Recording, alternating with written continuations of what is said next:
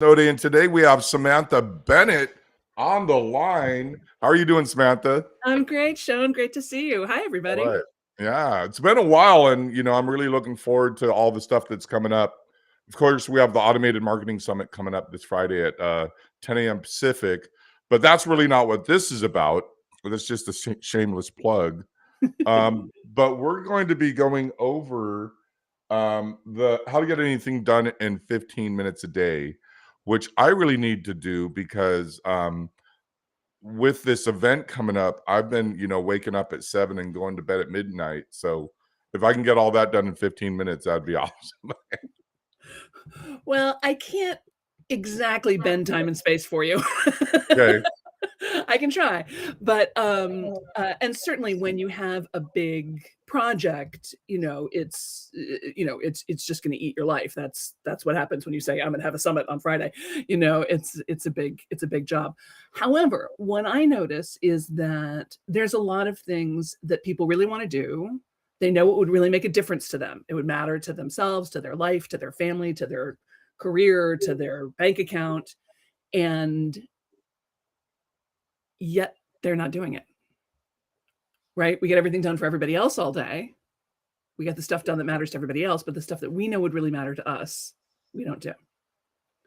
So that's really what I'm talking about, is that stuff that would improve your life. And Right. quit waiting for some magical opportunity. When I get that free weekend, I'm going to clean out that garage. When I get that, come summer break, I'm going to write that novel. As soon as I retire, I'm going to start writing poetry every day. This magical day is not coming because we have the weekend and we don't clean out the garage, and summer comes and goes and the novel's still not written, and retirement's all the way down the road, and who knows if we were going to get there, right? So what I want everyone to, so I have a dream that everyone, maybe not everyone, let's say 1 million people. I'd like to see 1 million people all over the world spending 15 minutes a day on something that matters to them. I don't care if it matters to anybody else, as long as it matters to you, something that maybe you wouldn't otherwise do. And here's what I love about this is 15 minutes. First of all, it is shocking how much you can get done in 15 minutes. It's just, I am constantly amazed of wow, that was 50, gosh, I've been putting that off for weeks and it took me 5 minutes. It was no big deal. I've got this giant pile of paper. Oh no, all this filing. 14 minutes later, I'm like, oh, I'm done. Okay. I guess it wasn't that big of a deal. So we tend to sort of make things bigger in our mind, especially if we don't want to do them. But then it also hopscotches right over your perfectionism because it's 15 minutes. How perfect is it going to be? Right.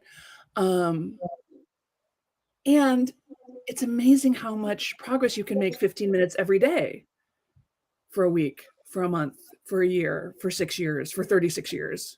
Right. And if you played guitar every day for 15 minutes a day, you would become a better guitar player. Yeah. If you wrote, every day for 15 minutes, you could probably knock out about 200, 250 words. That's a book in less than a year. Yeah. It's so funny what you're saying because, John Reese, he was the first guy to make $1 million in one day to himself on the internet. He and Frank Kern used to be friends, and Trey, and they do all that silly videos. But I took a course of his, and he was saying in our brain we have all these storage cabinets. So right now, and I'm just having the listeners realize this, that right now you have a closet somewhere in your house that just has a bunch of stuff in that. That's in your brain. That's right. And if you took that 15 minutes to clean out that closet, it would remove that from your brain so that it could be filled with more creative energy, right? Exactly. And not only that, but you also, when you're spending 15 minutes a day working on the thing that matters to you, and again, whether that's your prayer and meditation practice, or it's dancing or stretching, or just staring out at the garden. I've got people who just take 15 minutes to just be quiet inside of their mind and come out of it feeling completely refreshed and ready to go for the rest of the day. So whatever it is, but when you do it, there's this delightful sort of spillover effect that I will call smugness. Totally. constructive smugness. Like, because you're like, yeah, that's right. I'm awesome. I worked on my book today. That's right. I did my accounting. That's right. I cleaned out that cabinet inside of my mind. And it's the same feeling you have like when you go to the gym in the morning and you're like, that's right. I've worked out already. What have you done? You know, like you Yeah. just feel good about yourself. And then you start to bring that attitude to more things. You know, you start to bring that attitude to work. You start to bring that attitude to your family. You are calmer, more centered, and just feeling better about yourself. And we love that version of you, right? We Yeah. want that version of you that's got a light in her eyes, that's feeling capable and strong and like you're getting You know, things done. this is really good for me because one of the things is I get so involved in work and I love the 4-hour work week and the work, what all these things they say. But for me, it's like wake up, work all day, and then kind of ADD a little bit on cat videos, and then come back to work. And there's certain things like Paul Sokol. Sure. So Yeah. he and I jammed over the weekend. I play keyboards, but I play jazz, and he's a death metal drummer. Yeah. But we got together, and it was very interesting to say the least. So because he's all and I'm like tink tink tink tink, Yeah. But the thing is that it was just to take that time out for me, to Right. take out that time for myself. And I had the meditation practice, I had the gym, all of that, and I was doing that all in one day. I was doing I'd run 3 miles in a half an hour, work out a half an hour, and then meditate half an hour. And Mhm. so this is really inspiring me to get back into that. I hope it's working for the listeners as well. So what are some things that we can do as baby steps to get back into what we used to do or maybe what we would like to do? Is there baby steps or do we just jump into the fire? Well, I think it's baby steps of jumping into the fire. I think it's both, right? Yeah, okay. So sometimes, a lot of times procrastination means your project is too big, Mhm. right? You know, we have these big ideas and then we sort of can't, it's just, we get overwhelmed. Oh, look, here's my team bringing me some tea. Thank you, team. Oh, Um, nice. and the here in my art before housework. There you go. So sometimes, yeah, we make something too big, and or we put in a false first step. You know, like, oh, I kind of, it's weird. I had this idea for a screenplay. I guess I should probably, buy a screenwriting book or take a class in screenwriting or go back to school and get a degree. It's like, you know what? Don't. Just start writing. Yeah. Just start writing. See if you like it. See if it feels like a good idea still, like do it for a little bit and see how you feel about it. And then if it really feels like it's rolling, then you go, okay, now I really do need to understand some more about screenplay formatting, or I do want to read some books, or I do, but don't put up these walls in between you and the thing. It's right up there with like, oh, I got to lose 20 pounds. Well, you can't lose 20 pounds.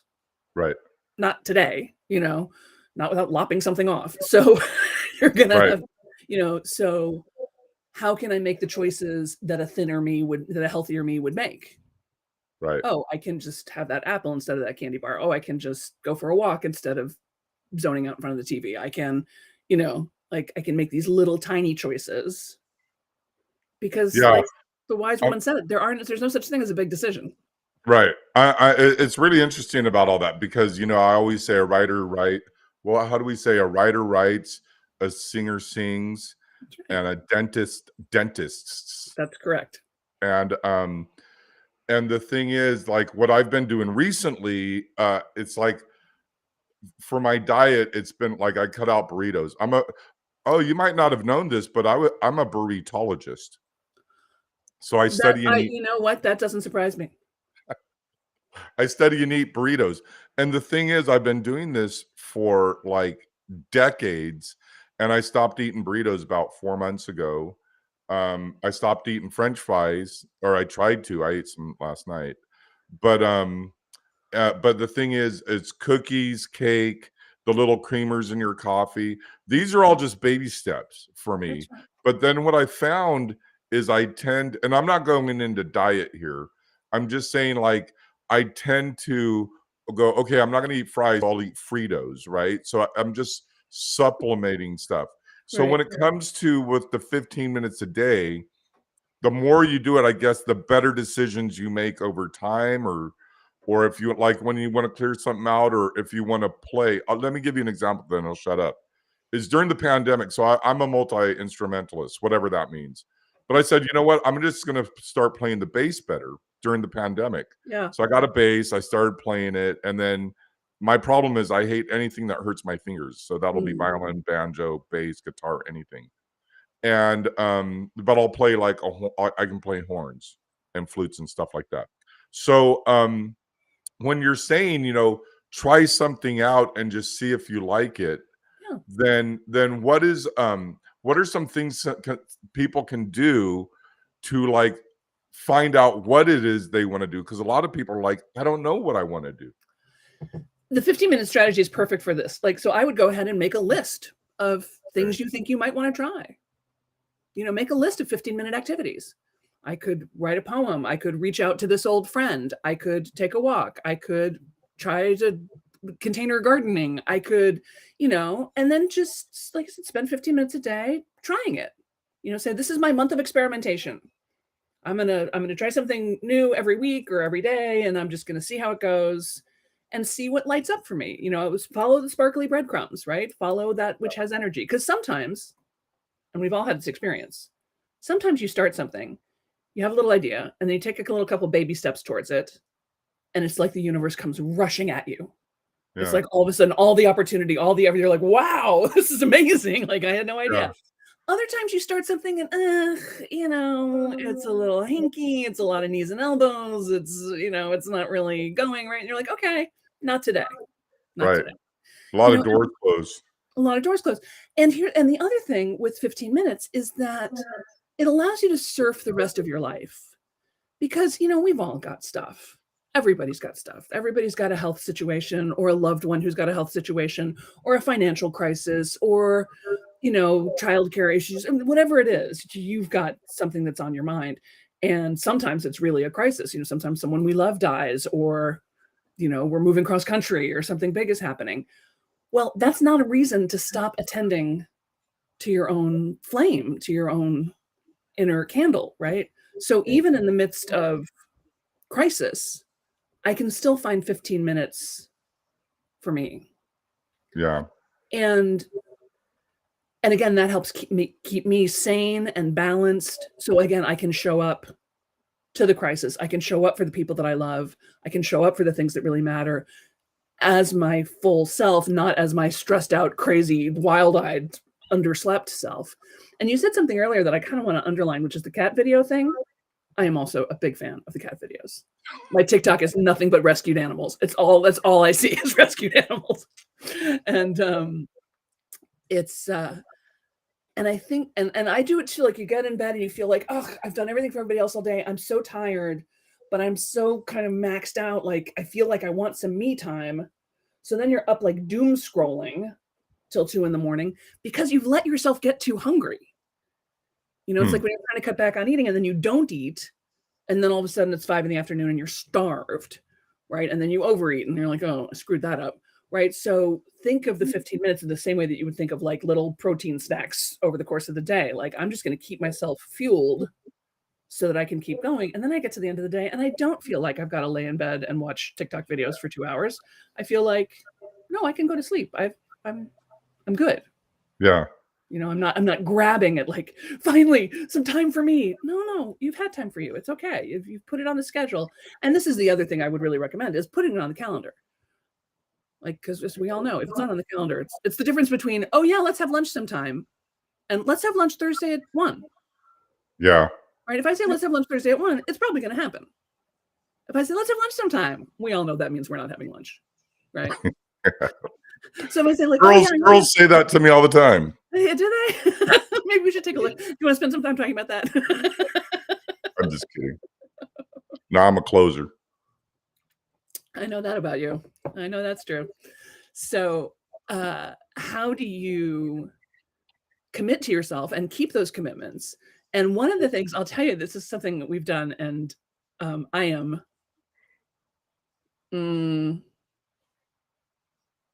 Shocked but not surprised.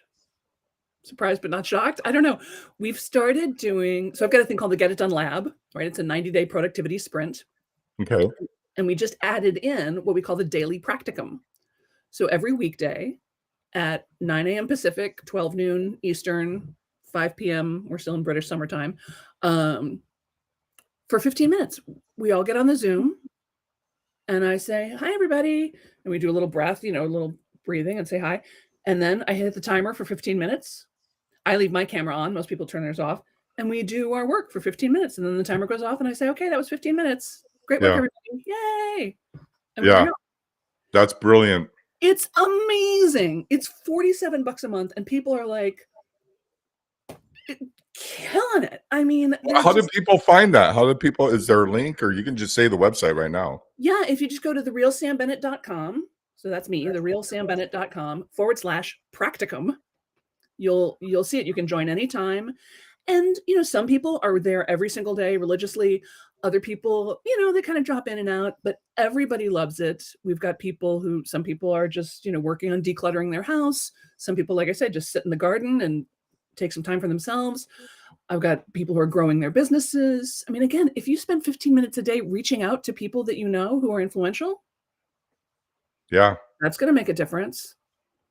Yeah. And here's the thing about that, therealsambennett.com/practicum.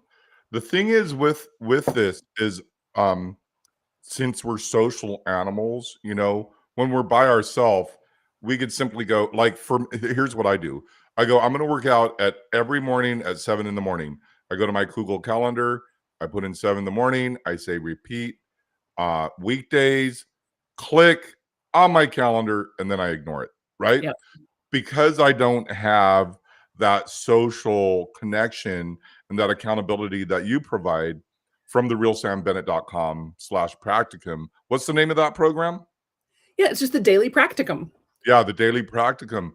And to have that 15 minutes, but also that commitment and being the consciousness. So you wake up and you're like, oh, I have to go here, because I'm invested in it. We were doing this during the pandemic.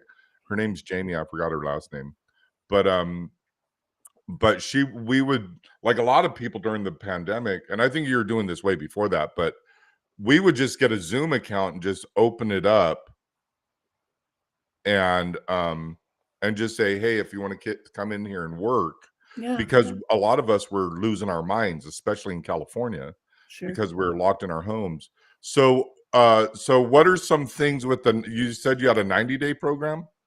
Yep, we got a 90-day program called the Get It Done Lab. So really, if you just go to therealsambennett.com and opt in for whatever the opt-in is, whatever the free thing is, and that'll get you on my email list, which is kind of how everything happens. Like I try to remember to post stuff on social media, but I don't always remember to do it. So but if you're on the email list, that's where you get all the good information, then all the good offers. So just hop on the list and then you'll find out about it. If you don't know how to spell practicum, Practicum, practicum. Yeah, it's and the 90-day lab, which will start. We have a new one starting in September. It'll be our 6th cohort, and we've got people who sign up every time who are in it ongoingly, just because it gives them the kind of recurring. Yeah, it gives them the kind of support. Can you tell us a little bit about that and why people should join and the benefits? Yeah, for sure. So I started as an actor. My whole life I was an actor. I was a kid who did plays in the backyard. I did all the plays in school. I went to college for theater. I worked at the Second City in Chicago, and then, I had one of those acting careers that went well enough that you didn't want to give up on it, but not so well as to be able to support a person. Right. So, even though I was on Days of Our Lives and Modern Family and, Drew Carey Show and all these shows, it wasn't, which meant that I had a million different jobs and gigs and projects and I did scarf tying demonstrations at Lord & Taylor, and I was a barista, and I executive produced radio shows, and I was a Whitewater River guide, and I did voices for pinball machines. I did everything. And along the way, I just got really interested in this question of how do highly creative people make decisions? How do highly intelligent people make decisions? How do people who are kind of overthinkers and perfectionists make decisions when there isn't a right way, right? There's no right way to be an entrepreneur. There's no right way to be an actor. There's no right way to be a parent or a friend. There's just your way. So, and I noticed that I was really good at sort of getting projects done. And a lot of my highly creative friends or highly intelligent friends had trouble. They would get caught up in their mind. So I started creating all these worksheets of like, well, how would you make that decision? How do you know how to promote yourself? You know, should I have a podcast? Should I do live streams? Should I stand on the corner with a sandwich board? Like, what do I do? Do that. And so it's a lot of, and it's not like, oh, I've got some incredible method and everybody should do things my way. It's not like that. Because first of all, with highly creative people, like I could give you a 10-step plan for success and you would turn it over and start doodling on the back of it. Right. So it's got to be your plan for you. So I started out teaching this class in like the year, I don't know, 2001, maybe, you know, in a church basement in Van Nuys to maybe 11 people. And maybe I was charging them $75 and feeling really shy about it, you know? And for a while, it was just one of a lot of things I was doing. And then and it's so funny because I called the class Get It Done, and I thought that's the lamest name, like get her done. Like, I'm like, I'm really gonna have to think of something else. But I never did. and then it's in 2009, I started doing it full time, and that's when I got Keep Infusionsoft. Right. And then I was an ultimate, knowing nothing about business, nothing. I knew nothing about email. I knew nothing about business. I knew nothing about entrepreneurship. I knew nothing about marketing. I knew nothing about sales, nothing. But I made it my business to learn. And I was 15 minutes a day. 15 minutes a day, sometimes 15 hours a day, but yes. And I was an Ultimate Marketer finalist for Infusionsoft that first year I was in business. It turned out I was sort of a marketing savant of some kind. And then I wrote a book called Get It Done, From Procrastination to Creative Genius in 15 minutes a day. And that got endorsed by Seth Godin, which was, I'm still not over that. And then I wrote another book called Start Right Where You Are, How Little Changes Can Make a Big Difference for Overwhelmed Procrastinators, Frustrated Overachievers, and Recovering Perfectionists. There you go.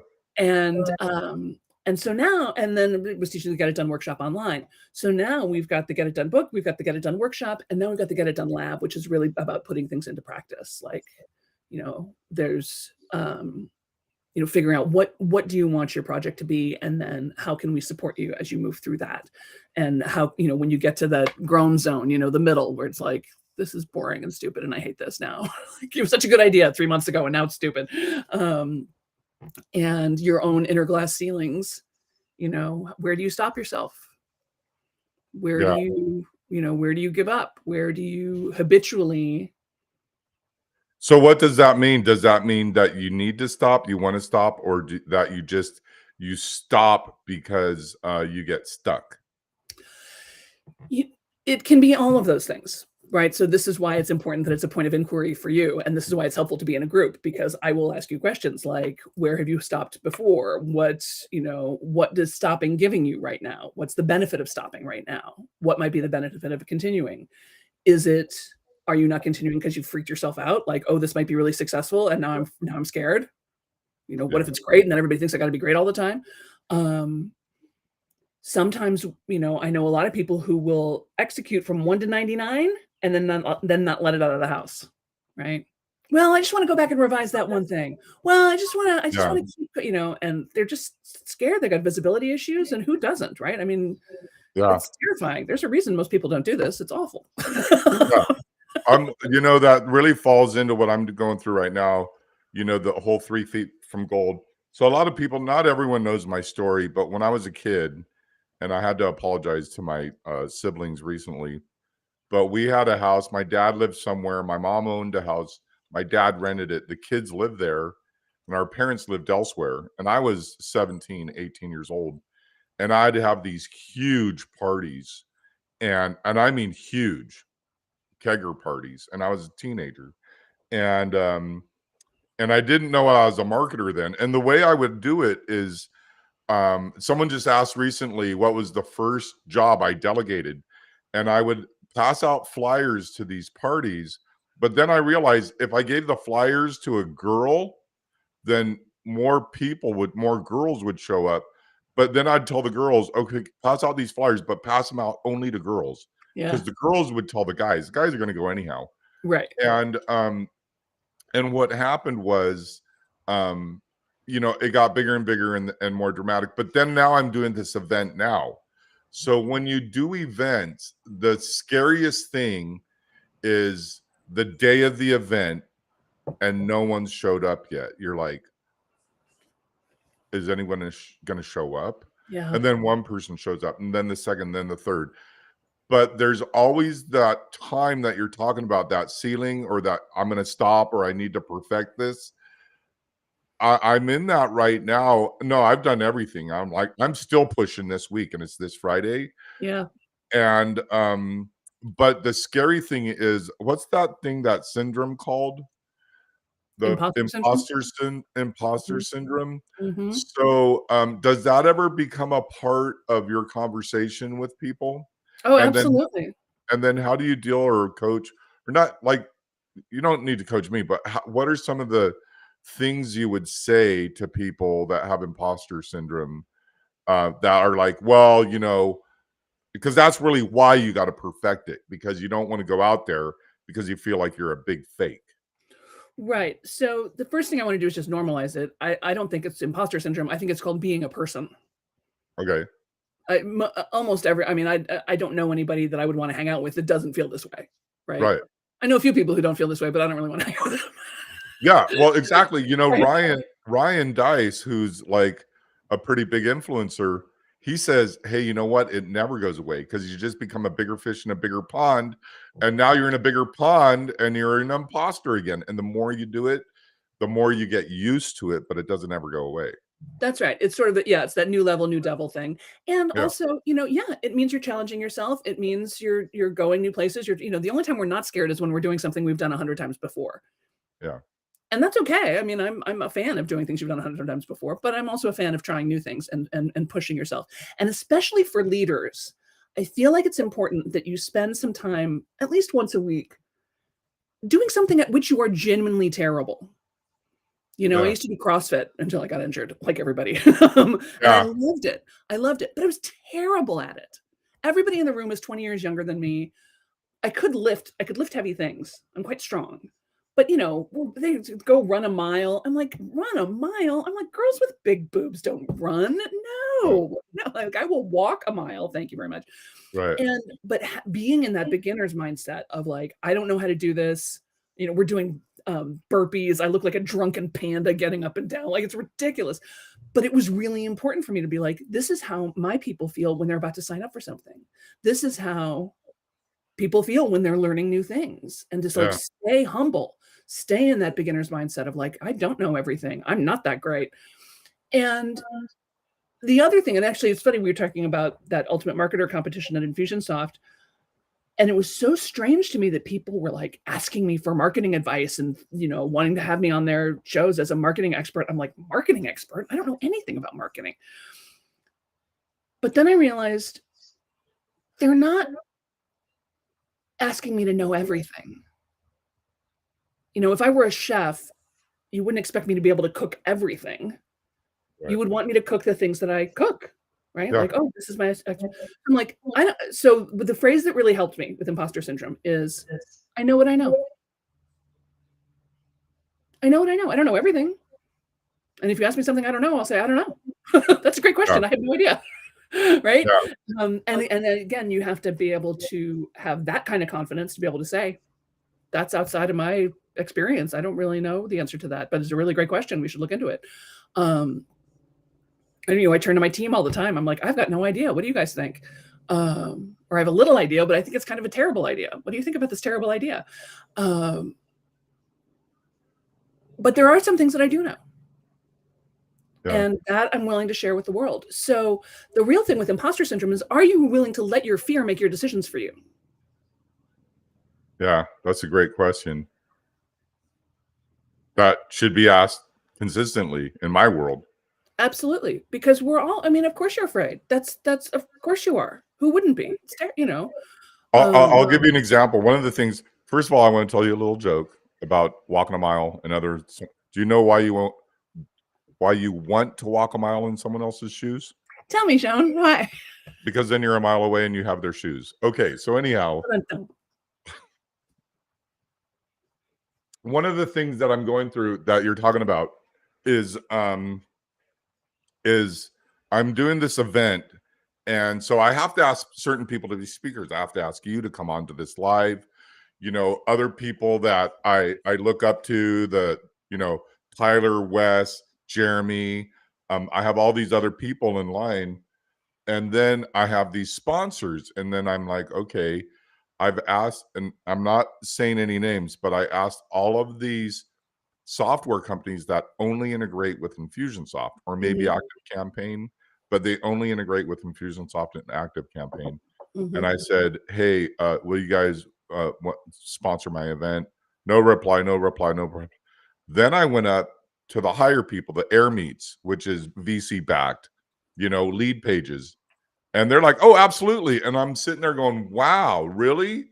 Like I'm a bigger fish in a bigger pond. And it's going to go ClickFunnels, Russell Brunson. We're going to have all these people, but it's kind of like, and I'll shut up with this. Is I remember, were you ever a life coach? I've played one on TV, but Yeah, I'm not actually certified as a life coach. No, I right. do So I some things never, that life coaches do, but I'm not a life coach. I was never certified life coach, but I like read the book, and then I've actually certified other people in my program on how to be a life coach. I don't know. I took anyhow. That's besides the point. I remember going through this coaching process a long time ago, over a decade ago. And I remember putting on a suit and I was going to do a photo shoot. And I'm in this big, huge, beautiful hotel in Beverly Hills. And then I have a photographer. She's carrying a ladder and she's carrying her camera equipment and her lights. And I'm walking through the hotel in Beverly Hills, and all of these people are looking at me like that, like, is that Brad Pitt? No, or Colonel Sanders, right? But they're looking at me like I'm a celebrity, and I'm like, "Oh, wow, it's happening. It's really happening." So, a lot of these, with the 15-minute a day, just doing those little things and then getting out of your comfort zone, right? Reaching out to the people. And here's another thing, and I know I said I'll shut up in a minute. I do this all the time but the It's your thing show, is, Sean. You don't have to shut up. It's your well, show. no, it's the more you talk, the better the show. But I remember going, making this list, and I pick up the phone. I have one of these. Have you ever seen one of these before? How's Yeah, a yeah. little- No, I grew up a long time ago. Yeah, I remember. so I have 7 phone numbers, but this is the one that I use for business because people can't text me and bug me, right? Right. But the thing is that I remember having a list, and I go, there's going to be people on here that I think don't want to hear from me and don't want to talk to me, and they may not even really like me, but I'm going to call them anyhow. And I'd Yeah. call them, they'd go, "Sean, what's up, man? It's great." And I was like, "Whoa." So I had to get past that fear Yeah. of not being accepted, and the imposter syndrome in order to connect. So that fear things are really, can you say it again? Because I already forgot what it was. Yeah, imposter syndrome. There's also a thing called the spotlight effect, which is the other Right. thing you're referring to, which is that we think everyone's paying a lot more attention to us than they actually are. Oh man. So we think, no, that person doesn't like me, or oh, I had that weird conversation with them at the bar that time. I think I should avoid them, or oh, they're a big deal, and I'm not, or Yeah. whatever. Honestly, most, are like, oh, I kind of bobbled my words right there. Everybody's gonna think I'm an idiot. No one is paying attention to you. Right. Um, there's actually a beautiful word. It's a neologism. It's a new word called sonder. Sonder. Sonder. And if you Google it, there's actually a really beautiful film that somebody made of it. Um, but the word itself describes the moment when you realize that everyone is starring in their own movie of their life. You are starring in the movie of your life, but you are a background player in everybody else's life, Okay. right? You are at best a walk-on guest star. But most of the time, you're the person 3 people behind you in the grocery line. Like, Yeah. most people don't even know you're there. Yeah. They're I'm not the noticing you. They don't care. I'm an They're extra. busy involved in the movie of their own lives, and that's beautiful. It's beautiful. Uh, And I will also say, as we talk about these fears, right, this perfectionism and imposter syndrome and spotlight syndrome, and some people think like, oh, it's low self-esteem. Like I've got to get over it. I get like, you know what? It's not low self-esteem. It's a survival mechanism. Our fear is designed to keep us safe, right? That's why we're afraid of high places and snakes and spiders and small airplanes, like, because those things are dangerous. Like you're supposed to be afraid of those things. Yes, that's not crazy. That's good sense, right? And the fear of being ostracized, the fear of being not liked, the fear of being abandoned is also a survival skill. It's a survival fear because we are tribal animals. We are designed to live in a group. We have to live in a group. We can't survive alone. Right. We know we can't, right? So our animal brain knows that we cannot survive alone. So anytime it feels like we're getting rejected or like we're going to get kicked out of the club or people are going to laugh at us or point at us or, reject us in any way, we feel that the same way we would feel a near-death experience. Like it's terrifying. And again, rightly so. And I think it's one of the great miracles of the world. Like I on my long list of questions for God, this is one of them. Like, how is it that if you get any size group of people together, 2, 4, 10, 400, 800, 10,000, like we all have skills and talents that just match up perfectly. If we were back in cave dwelling days, you'd say like, oh, well, here's someone who really enjoys taking care of the little children. And here's someone who's really good with like plants and medicines and herbs and healing. And there's somebody who really wants to go see what's over on that far hill. Like they're the explorers. They want to go out and find out what's new, and somehow together we make a self-sustaining community. Yeah. It's amazing to me. So, but and that's why it's important to us to not be seen to be selfish or taking more than our share. We want to contribute to the group. Like that's all survival. Yeah. So understanding that all that anxiety is just that. And of course you're going to don't expect to not feel that way. But again, as a performer, as an actor, I can tell you, stage fright is not a sign that you should not go on stage. Right. Stage fright is a sign that you are about to go on stage. Yeah. Yeah, it's interesting. And also it could be stage fright is you're about to live your dream, Stage fright is you're about to live your dream. That's right. And the thing is, so I did Landmark, and I don't recommend that to anyone, but it's a lot of people have gotten a lot out of it. I've never done it, but a lot of people really have gotten a lot out of it. I did it in the 80s, and I was like the production supervisor, and I was for like 5 years and all this stuff. So, and I did it in the 90s, and I've done the form like 5 times. Anyhow, but if you watched me, you would think like I've never, ever been a part of it. So the thing is, that one of the things they talk about is what is the principle? It's the I'll go into it in a minute, but it's like the fear of something. I'll go into it later, because I can't remember the distinction.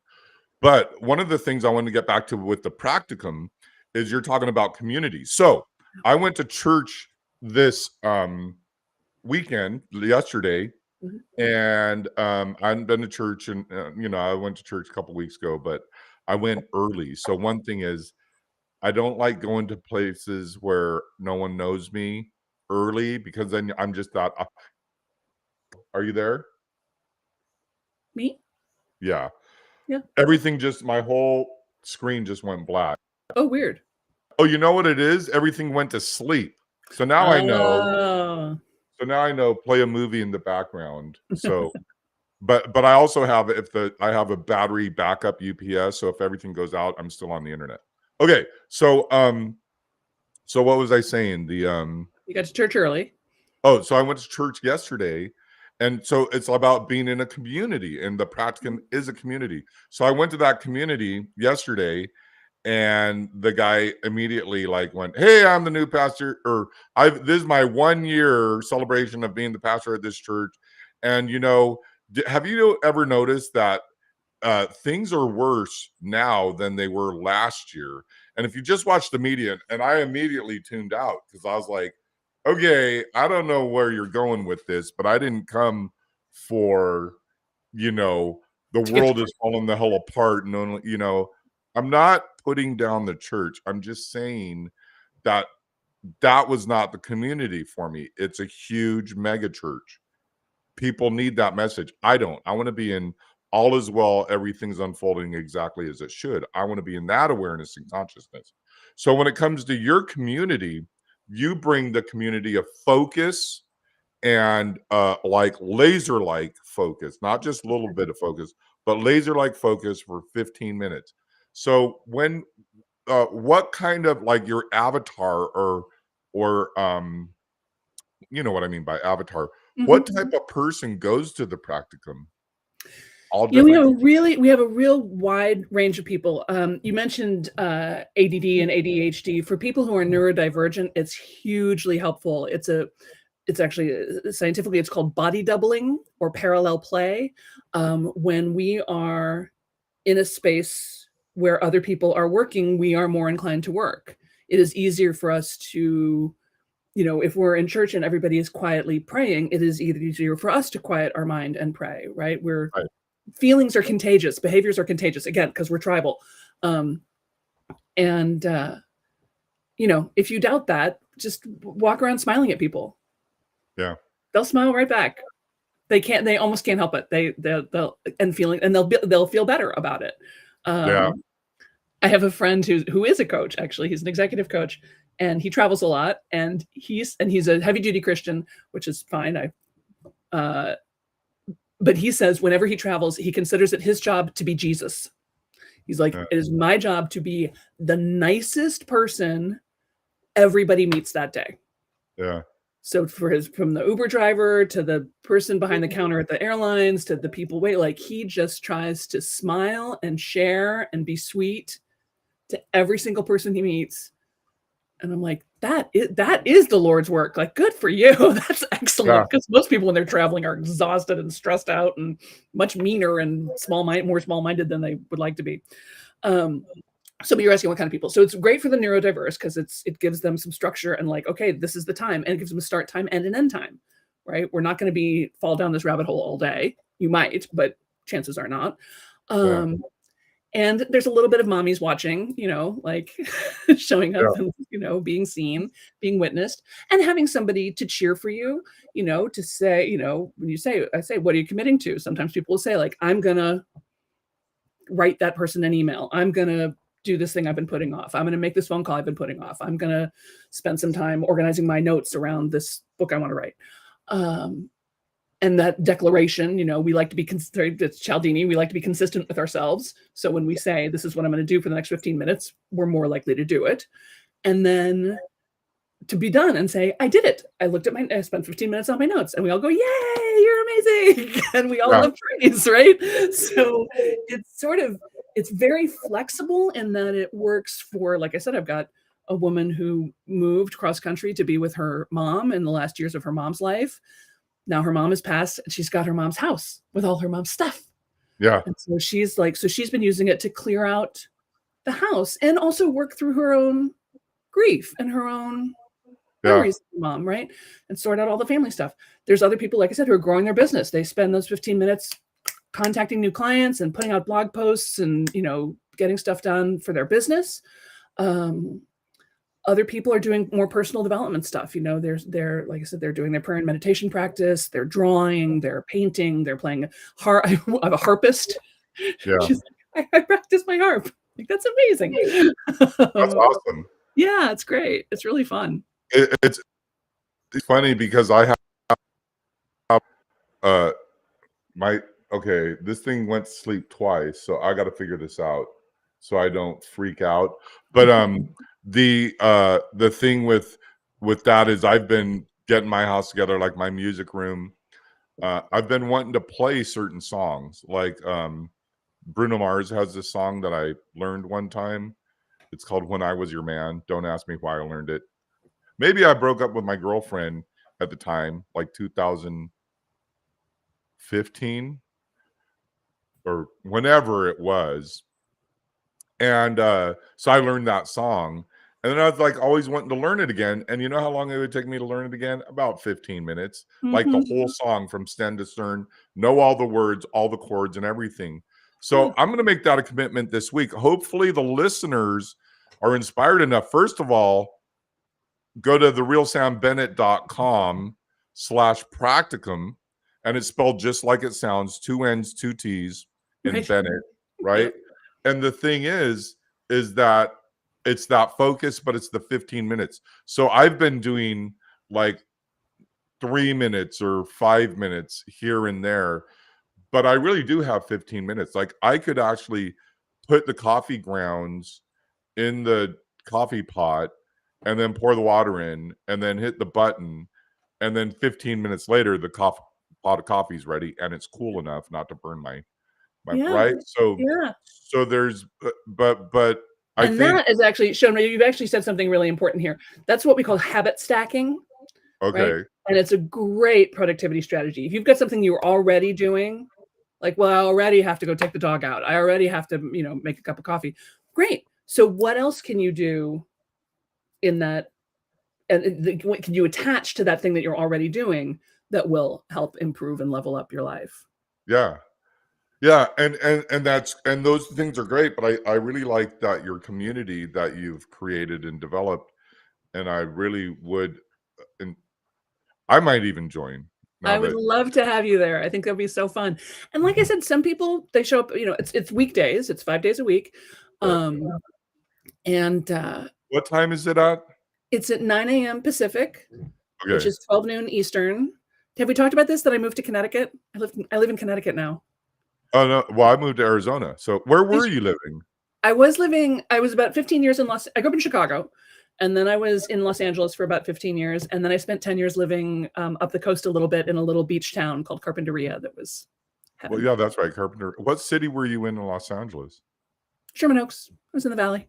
Oh, Sherman Oaks. Okay, Yeah. yeah. Sherman Oaks, where the heat is heat. Ooh, no lie, man. It's And now Arizona hot. Arizona's crazy hot. Well, yeah, but I've been in Sherman Oaks when it was 119 degrees. Yeah, I it's I lived wild. in a crappy little town called Westlake Village. Actually, it was Oak Park, which is just off Westlake Village. Yes, yes, yes. Yeah, it gets hot out there too. Yeah. But now I'm in Connecticut where it gets hot and humid. Which Yeah. I was like, oh, I sort of forgot about humidity. Yeah. We don't have that. So, the thing is that so you're saying you moved out there and your time is 9 o'clock AM Pacific time, so it's 12 Pacific, Eastern. right? And then God only knows what time it is in Arizona. That mountain, the Oh my changing mountain. gosh. I freaking drilled in. I know we're getting off topic now. We're run up on the hour, but I drilled into Infusionsoft because they kept going, "Oh, well, do this Arizona time." I'm like, "Can you guys just say Pacific?" And after years, I just drilled into them, and then I wrote a riddle, and the riddle goes like this. And I made this riddle up. I'm pretty proud of it. Yeah. You don't know if it's Christmas or if it's Easter, but it's 3 o'clock in California. What time is it in Arizona? And the reason I wrote that riddle is because they couldn't get the fact that we, in our brains, we just can't go, oh, Arizona time. Oh, it's 3 o'clock California time. That means it's 5 o'clock Texas time. But Arizona time, it could be whatever. Could be the same as California, could be an hour off. Hard to say. Right. And so what they did is they rewrote how they were gonna say tech support is closed at this time Pacific. Oh my God, it took forever for that. Ugh. And so, but back to the realsambennett.com/practicum. So it's 47 a month.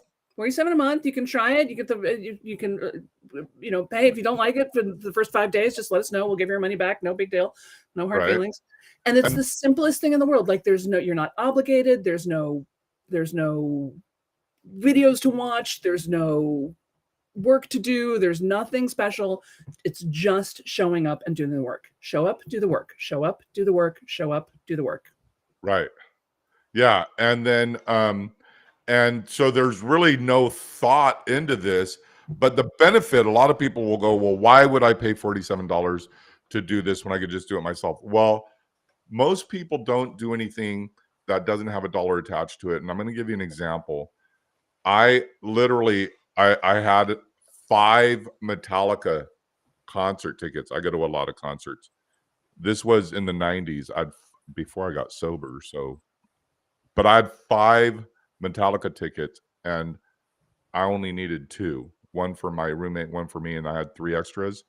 So I'm already in the concert. So I'm yelling out to everybody, who wants a free Metallica ticket? And of course it's heavy metal, so you know what how everyone responded, right? They didn't respond with, no, thank you, sir. Anyhow.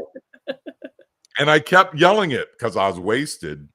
Finally, some guy goes, are you serious? I go, yeah, dude, I got an extra Metallica ticket. And they're like they're like $125 back then. And that's in that's when $125 was real money. Yeah, that's like 1993. That's like $500 now, right? Yeah. So the guy goes, I hand it to him and he's just like, yeah. But the thing is, if I would have said, who wants a Metallica ticket for $50, I would have had a whole line of people. So what we get a lot more benefit for that which we pay for. So that's at therealsambennett.com/practicum, it's the value is in you're investing in having a better life 15 minutes at a time. That's exactly right. That's exactly right.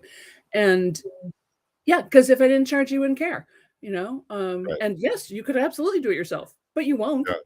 Yeah. You won't. I know. I already know that. Yeah. I mean, me neither, you know, like, and I came up with the fucking thing. Like, yeah. We just don't. So, you know, to leverage the power of community, to leverage the power of commitment, to leverage the power of consistency, these are the little tiny screwdrivers. Because basically, here's the other thing. You guys, your life is fine. You're doing great. People love you. Your work is good. You matter. We love you. Like, you're doing great. It's just taking out these little tiny screwdrivers, right? And just making some tiny adjustments that'll take, you know, it's just a 1 degree shift. And all of a sudden your rocket ship is going in a totally different direction, right? And we were talking about perfectionism before, and like, you know, how do I know if I really need to make this better or if I'm just obsessing? And I like to ask that question just in a different tone of voice. Like, do I know how to make this better right now? Do I know how to make this sales page better? Do I know how to make this offer better? Do I know how to make this book better or this blog post better? Right. And sometimes the answer is, oh, yeah. I could take out the adjectives and adverbs. I could make these verbs punchier. I could make it shorter. I could make it tighter. I could make it funnier. Yes, I do know how to make it better. Other times you're like, maybe it could be better, but I don't know how. So this is what I'm going with, you know? Yeah, absolutely. So we're at the top of the hour. So I want to kind of go into your 90-day thing, but also I want people to know, like, there's a thing called, and I don't want to get all new agey, but it's consciousness.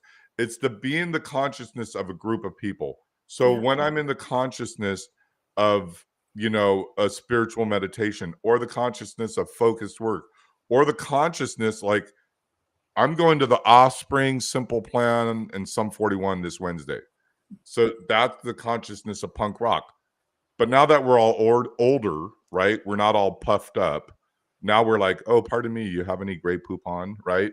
Now we're all polite to each other, but we're still going to be in the consciousness of that energy, right? And so you bring that together 15 minutes a day, and that's 9:00 a.m. Pacific, and every time that aligns with that, except Arizona. So, and that's at therealsambennett.com/practicum. Now, tell us a little bit about your 90-day program so we can wrap this up. And so the Get It Done Lab is, like I said, it's the doing of whatever your 90-day project is. Like, what is it you would like to have done by December 9th? And you get the Get It Done workshop, you get a copy of the Get It Done book, you get me twice a month. And you're in, like I said, in community with other people. You've got some accountability. You've got some, and like I said, different people are working on different things. But it's so funny because the problems are still the same. Right. You know, I've got a doctor, a woman doctor, and who's in her mid 80s in Hawaii. She's working on her fourth novel, right? Yeah. She's got one set of problems. I got a 20 something in the Bay Area who's got a one woman show that she really wants to promote. I've got, you know, a Welsh performance artist living in Buenos Aires. I got a potter, and you know, I got people in corporate America who are just like, oh my God, I'm so bored, I'm gonna die. I'm like, right, so let's give you a 90-day plan to Right. change up your life so you don't kill yourself or anybody else. And it's amazing that, you know, everybody's circumstances are different, but the problems they face are all the same. Right. And the minute we do these worksheets, we do these inquiries, we do these little imagination games. And I have one where I ask you to envision your slightly future self.